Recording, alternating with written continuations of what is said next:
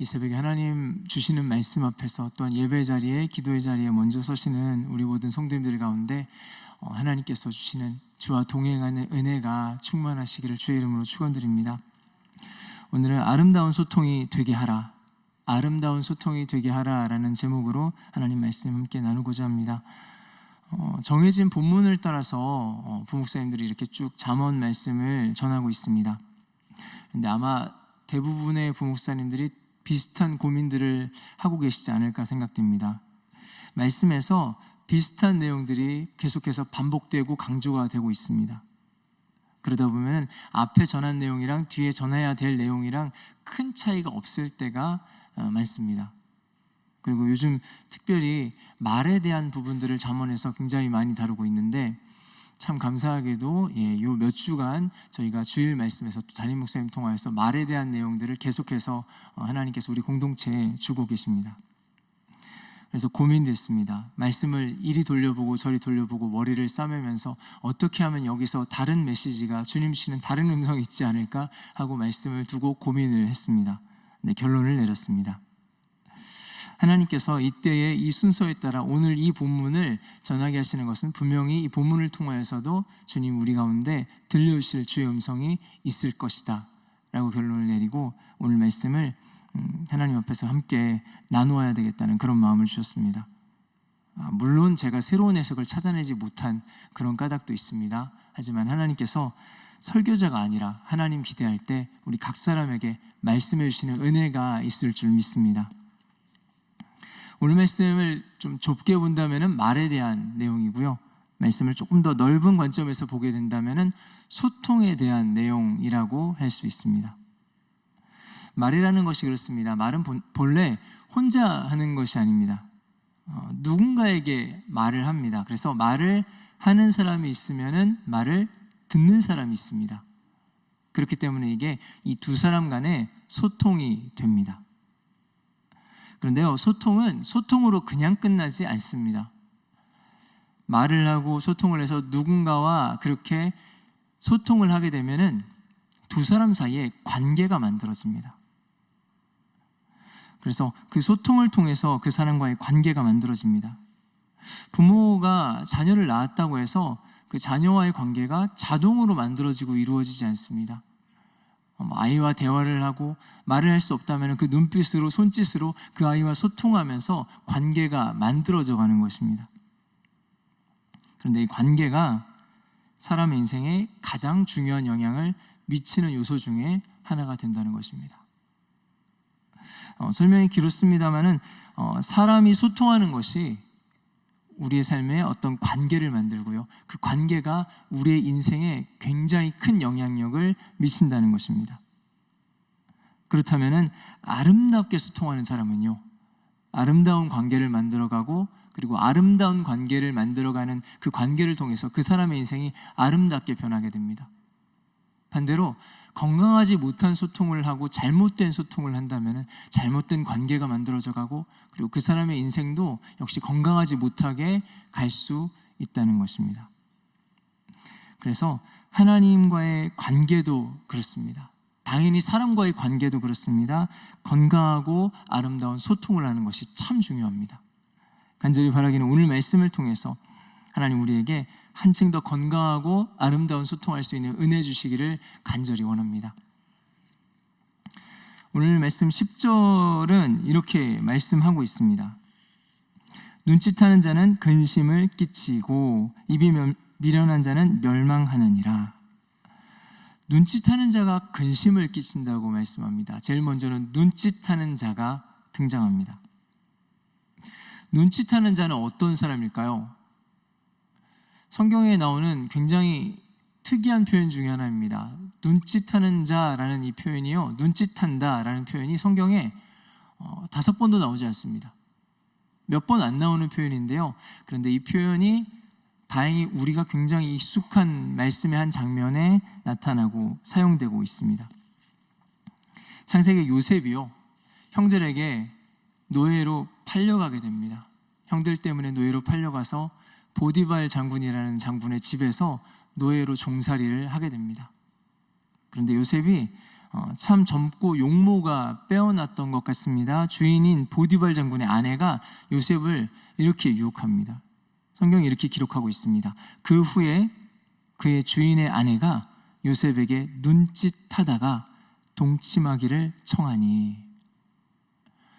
보디발의 아내가 요셉을 유혹합니다. 그런데 대놓고 주변 사람들의 눈이 있기 때문에 함부로 말로 표현하지는 못합니다. 남편에 있는 여인입니다. 그러니까 요셉을 유혹하는 것이 절대로 떳떳한 행동이 될 수가 없습니다. 그것은 남편을 속이는 일이고요, 남편을 기만하는 일입니다. 그러니 드러내서 표현할 수 없으니 눈짓을 합니다. 물론 우리가 아는 대로 요셉은 얼른 도망을 갔습니다. 여러분, 눈짓한다는 것이요, 그런 것입니다. 누군가에게 떳떳하지 못하게 남몰래 혹은 겉과 속이 다른 어떤 이야기를 해야 할 때, 누군가를 속이고 기만해야 할 때, 그럴 때 사람들은 눈짓을 합니다. 정리하자면은 떳떳하지 못하고 누군가를 기만하고 속이는 그런 소통을 하지 말라는 것입니다. 그러면 반대로 생각해 봅니다. 몰래 소통하지 말고 그냥 당당하게 눈앞에서 다 들리게 큰 소리로 얘기하면 될까요?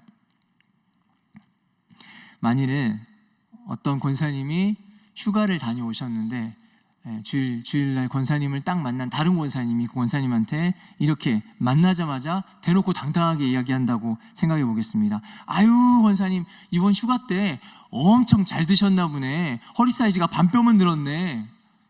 여러분, 이렇게 하시면 큰일 납니다. 말씀의 초점은요, 눈짓하면서 소통하는 어떤 그런 행동이나 겉모습을 이야기하는 것보다는 그 소통하는 태도와 그리고 소통하는 그 내용에 대한 말씀입니다. 누구 앞에서라도 말할 수 있는 부끄럽지 않은 떳떳하고 당당한 말을 하라는 말씀입니다.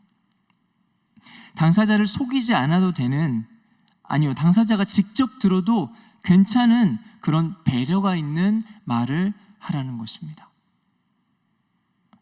그러면 이렇게 이야기할 수 있지 않을까요? 휴가 다녀온 권사님이 굉장히 잘 드시고 돌아오신 것 같다 했을 때, 아유, 권사님 휴가 다녀오시더니 굉장히 얼굴이 생기가 있어지셨네 라고 말할 수도 있지 않겠습니까? 그렇게 배려가 있고 떳떳한 소통을 한다면 굳이 우리는 눈짓을 할 필요가 없습니다. 오늘 10절 말씀에 보니까요, 눈짓하는 자가 근심을 끼친다고 말씀하고 있습니다. 그런데 이 근심이라는 단어가요, 좀 걱정한다, 염려한다 이런 의미가 아니고요, 그 원어를 찾아보면은 슬픔, 고통, 상처를 뜻하는 표현이었습니다. 그러니까 떳떳하지 못하고 배려 없는 소통을 하게 된다면 우리가 누군가를 아프게 하고 상처를 준다는 것입니다. 슬프게 한다는 것입니다. 누군가의 마음을 상하게 한다는 것입니다. 그러면 그 관계가 어떻게 될까요? 관계가 금이 갑니다. 관계가 깨집니다.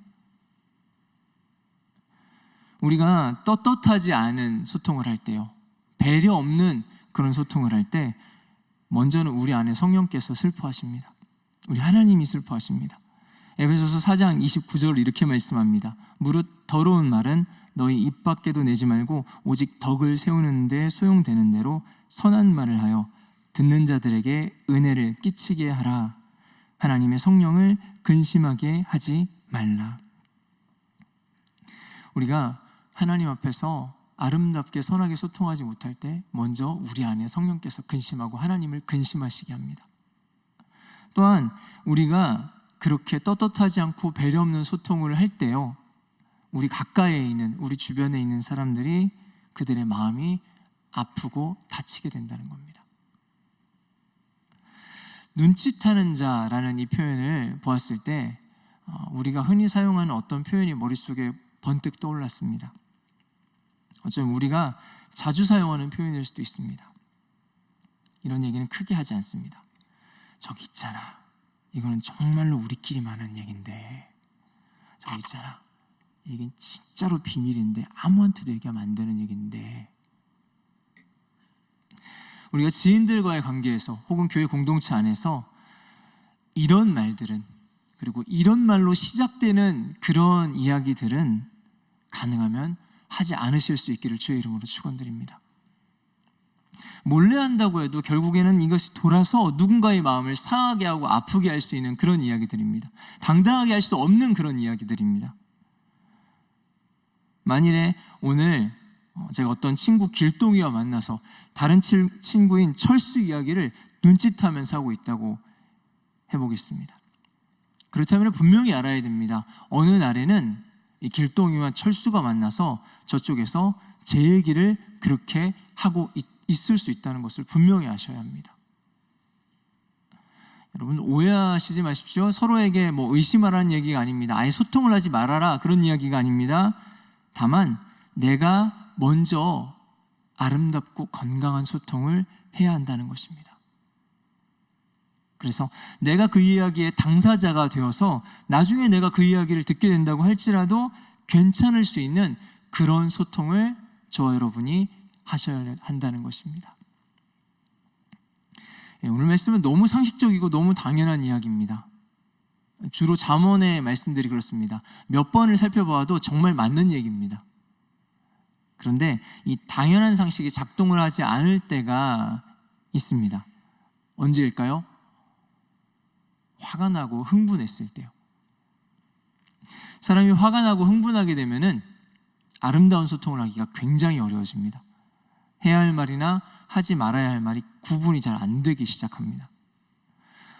민수기 20장에 이스라엘 백성들이 광야로 나왔을 때 백성들이 물이 없다고 모세와 아론을 향하여서 심하게 불평을 쏘아댑니다. 우리를 여기서 죽이려고 그 애굽 땅에서 우리를 끌어내느냐라고 하면서 그들을 원망합니다. 그때 하나님이 이렇게 말씀하십니다. 민수기 20장 8절에 이렇게 말씀합니다. 지팡이를 가지고 내 형 아론과 함께 회중을 모으고 그들의 목전에서 너희는 반석에게 명령하여 물을 내게 하라. 그런데 모세가 이스라엘 백성들의 그 원망 때문에 마음이 많이 상했던 것 같습니다. 화가 났던 것 같습니다. 그 다음 장면에는 이렇게 말씀합니다. 모세와 아론이 회중을 그 반석 앞에 모으고 모세가 그들에게 이르되 반역한 너희여 들으라. 우리가 너희를 위하여 이 반석에서 물을 내랴 하고 모세가 그의 손을 들어 그의 지팡이로 반석을 2번 치니 물이 많이 솟아나오므로 회중과 그들의 짐승이 마시니라. 모세가 반석을 냅다 2번을 내리칩니다. 그리고 그 이후에 하나님 말씀하십니다. 여호와께서 모세와 아론에게 이르시되 너희가 나를 믿지 아니하고 이스라엘 자손의 목전에서 내 거룩함을 나타내지 아니한 고로 너희는 이 회중을 내가 그들에게 준 땅으로 인도하여 드리지 못하리라 하시니라. 모세가 화가 났습니다. 굉장히 흥분해 있었습니다. 그래서 이 백성들과 제대로 소통하지 못했습니다. 그럴 뿐만 아니라 모세가 하나님과도 바로 소통하지를 못했습니다. 하나님께서는 명령해서 물을 내라 라고 말씀하셨는데 모세가 냅다 반석을 2번이나 내리칩니다. 결국에는 물이 나왔습니다. 그리고 물을 마시게 되었습니다. 하지만은 건강하게 소통하는데 아름답게 소통하는데 실패한 그 이후의 결과는 참 많이 달라졌습니다. 다시 소통의 이야기로 돌아옵니다. 우리가 참 약합니다. 화가 나고 흥분하면은 통제할 수 없을 때가 많습니다. 그럴 때는 잠시 소통을 멈추고 물러나는 것도 지혜일 수 있습니다. 그럴 때는요, 비슷한 말을 하더라도 우리가 알지 않습니까? 아 다르고 어 다르다라고 말씀합니다. 우리 마음이 요동칠 때는 같은 말도 더 아프고 날카롭게 찔러대게 됩니다. 같은 말을 분명히 하고 있는데 표현과 목소리와 표정에 날이 서 있습니다. 차마 대놓고 평소에는 할 수 없었던 그런 말들이 아니요, 하지 말아야 될 그런 말들이 우리도 모르게 입에서 튀어나오고 맙니다. 결과적으로는 떳떳하지 못한 소통, 그리고 배려하지 못하는 소통이 되고 만다는 것입니다. 어느새 우리가 앞서서 말씀해 봤던 눈짓하는 자와 별 다를 바가 없어집니다. 우리가 눈짓을 하지 않았는데도 우리 마음에, 우리의 소통에 그 내용과 태도가 그 눈짓하는 자와 별 다를 바가 없어져 버립니다.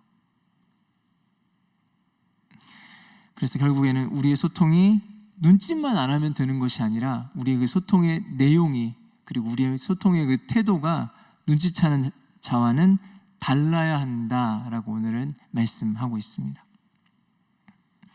말씀을 정리해 봅니다. 눈짓하는 자를 쭉 묵상하다 보니까 너무 부정적인 방향으로 소통에 대해서 강조가 된 것 같습니다. 하지만 성경에는 소통에 대한 소망을 주시는 말씀도 있습니다. 잠언 25장 11절은 이렇게 말씀합니다. 경우에 합당한 말은 아로 새긴 은 쟁반에 금 사과니라. 여러분, 말씀 한번 이 장면을 상상해 보셨습니까? 저는 성경이 말씀하는 여러 표현들 중에서 가장 아름다운 표현들 중에 하나가 이 아로 새긴 은쟁반에 금사과라는 표현이라는 생각을 참 자주 합니다. 아름답게 세공이 되어 있는 그 은쟁반에, 그 찬란하게 하얗게 빛나는 그 은쟁반 위에 반짝반짝 빛나는 금사과가 놓여져 있습니다. 너무너무 탐스럽게 보이고 아름답고 누가 보아도 야, 멋지다, 예쁘다라고 말할 수 있는 그런 장면.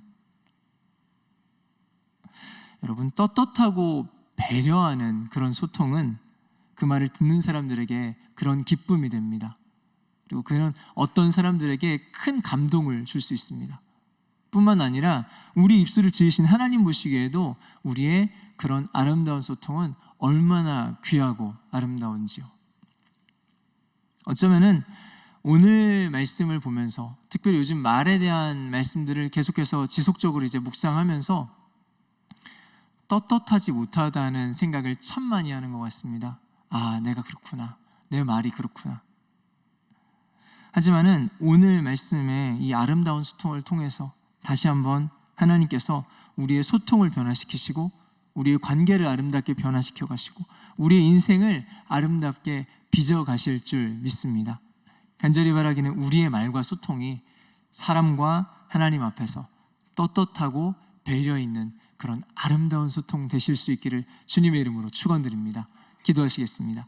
이제 우리 함께 기도하실 때 하나님 오늘 주시는 말씀대로 우리가 하나님 보시기에 또한 사람 앞에서 그렇게 배려하고 떳떳한 그러한 소통할 수 있는 아름다운 인생 되게 하여 주시옵소서. 하나님 보시기에 정말로 아로새긴 은쟁반의 금사과와 같은 그런 소통할 수 있는 은혜를 허락하여 달라고, 또 우리 각자의 기도 제목을 가지고 교회를, 공동체를 위하여서, 나라와 민족을 위하여서 함께 간절히 기도하다 돌아가도록 하겠습니다. 기도하겠습니다.